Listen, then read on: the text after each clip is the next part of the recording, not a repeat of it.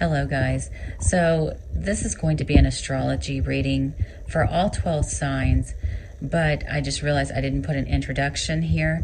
Make sure that you are primarily looking at your rising sign. The sun sign would be secondary, and the moon sign is kind of subjective and more internal. So, I would tell you mainly your rising sign, but you can also kind of look at your sun sign to get a fuller picture of how this energy will affect you. Also, keep in mind, full moon energy lasts a little while. It doesn't happen just that day. So yes, I'm aware of the time frame. I'm running behind. I had a lot to do, but hopefully this will help you to understand the information and energy that is going on around you. This reading is for the Aries full moon energy, and it's talking about the houses that will be affected during this energy. The Aries card will be at the top of every reading, since it is correlating with that. Also, do keep in mind that while I'm giving this reading, we're just talking about the full moon. We're not talking about any other aspects that intertwine with it, okay? But the Aries card says the energy around you is dynamic and spontaneous, crusading, and impulsive action is likely. So for Aries, this will be affecting your first house, which is on the 7th house axis. So the first house says what people see and the impression that you give. The 7th house, this is the area of your life that is about long-term significant partners, romantic, business, or family. So let's just start with Aries energy. Aries energy is very impulsive. It's very driven, but it does not always think through all the consequences of its actions.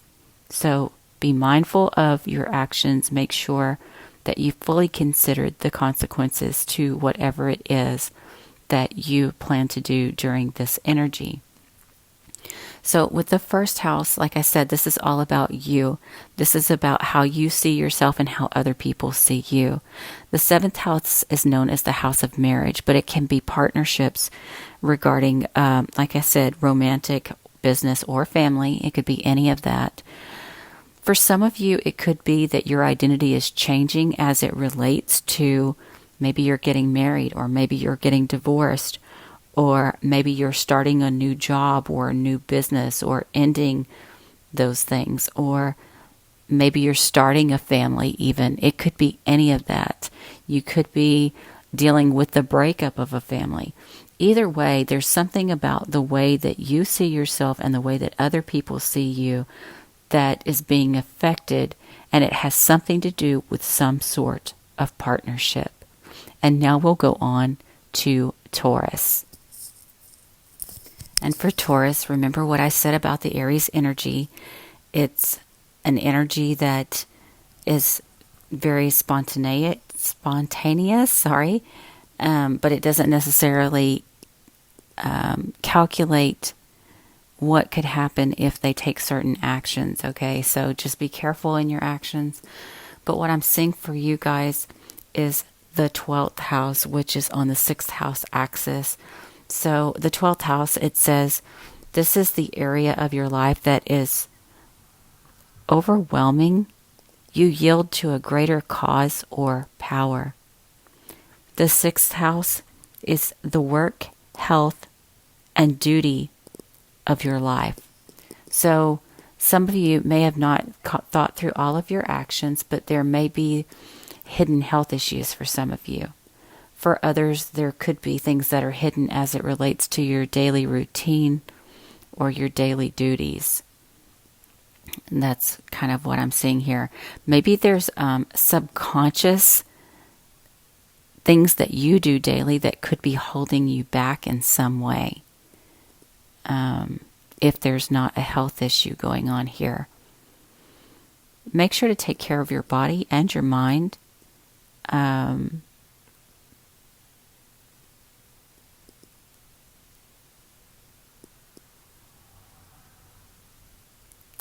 Yeah, make sure to take care of your body and your mind, and just be aware that for some of you, there may be some information that is unhidden from you or regarding you as it relates to health, daily duties, or daily routines. And then let's go on to Gemini. So for Gemini, remember to calculate your actions and consider the ramifications of your actions before moving forward. But this full moon for you is in your 11th house, which is on the 5th house axis.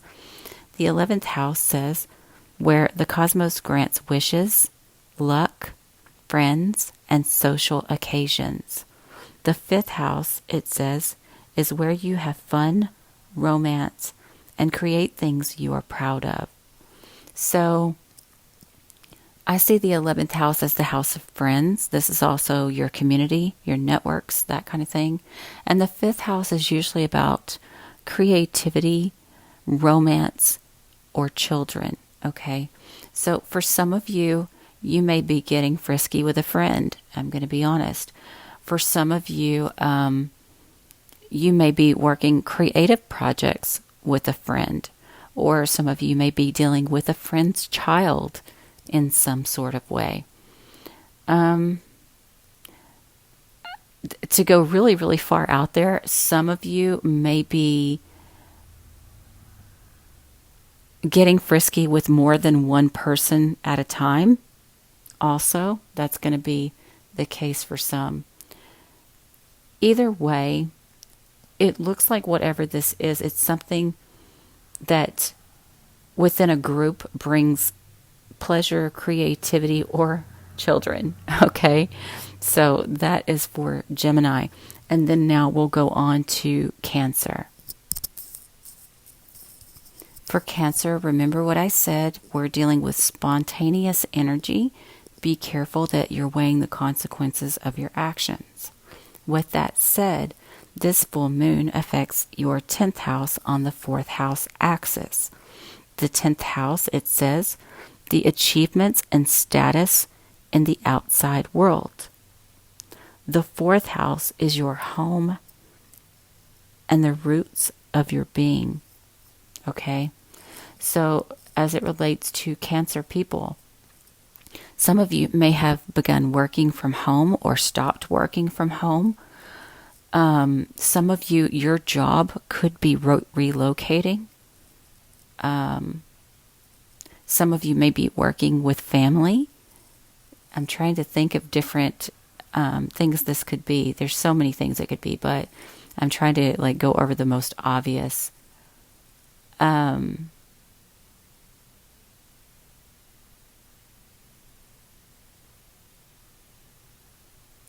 Some of you may get a new job and you may be moving because of that.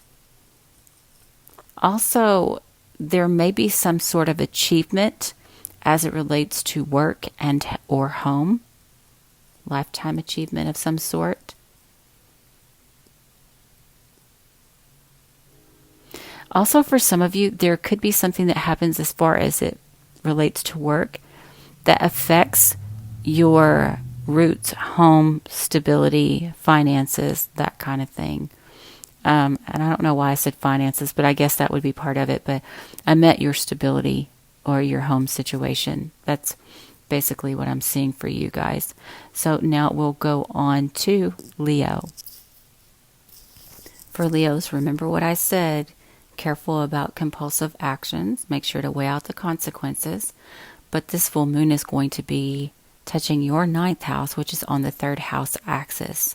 So it says the 9th house is broadening your horizons, either spiritually, academically, or on a long journey. The 3rd house is your potential to learn something in your local neighborhood. Okay, so there could be something going on in your local neighborhood. So the way I see it, the 9th house for me is about philosophy. It can be higher education. It can be spirituality, all of that, long distance travel. There may be contracts involving these things or communications regarding these things, as I see the 3rd house as the house of communication. This also could be some of you traveling to foreign places with siblings.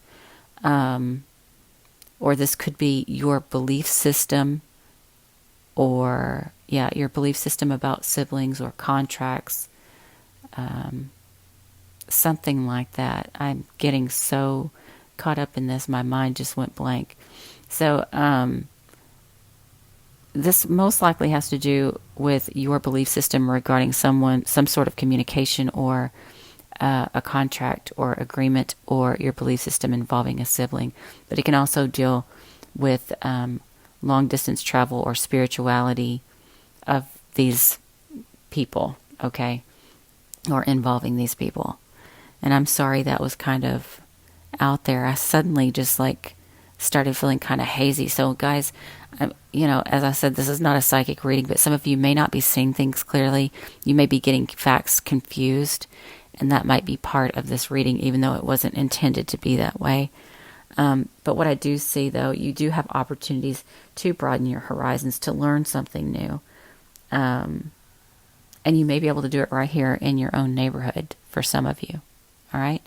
So let's go on to Virgo. So for Virgo, I'm going to always reiterate, remember the Aries energy. Be careful about being too impulsive. Make sure you're weighing out consequences. But for you, this full moon is affecting your 8th house, which is on the 2nd house axis. So it says the 8th house. This transformational area of your life is about shared resources and intense emotions. And the axis is the 2nd house. This is your assets, finances, and the things that you value. So be careful about being impulsive about these things. 8th house for me is shared resources. It can also be, I'm just going to leave it at that. It's shared resources. It can be death, sex, taxes, inheritances, debts, that type of thing. For some, it can even be investigation. So be careful about that. And it has to do with your personal assets. So it may be a situation where it's you versus them when it comes to assets right now. So be careful about being that way.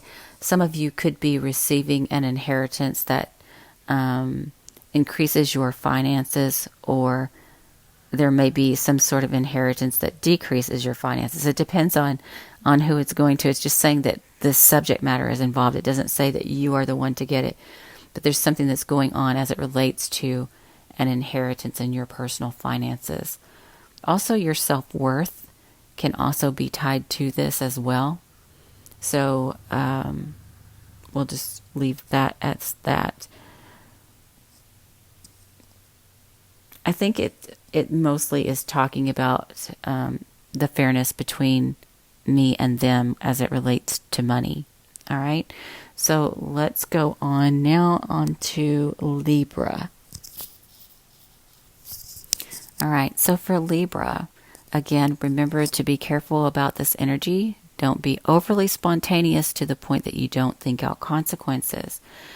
Your Aries full moon is going to be affecting your 7th house, which is on the 1st house axis. So it's saying the 7th house is the area of your life that's about long-term, significant partners, whether they're romantic, business, or family.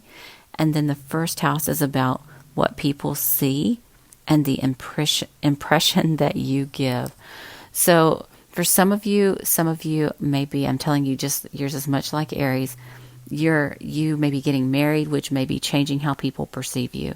You may be starting or ending a partnership, a contract, an agreement of some sort that affects how you're seen or how you see yourself. This also has to do with me versus them. What's good for me versus what's good for the group for a lot of you. What else do I want to say?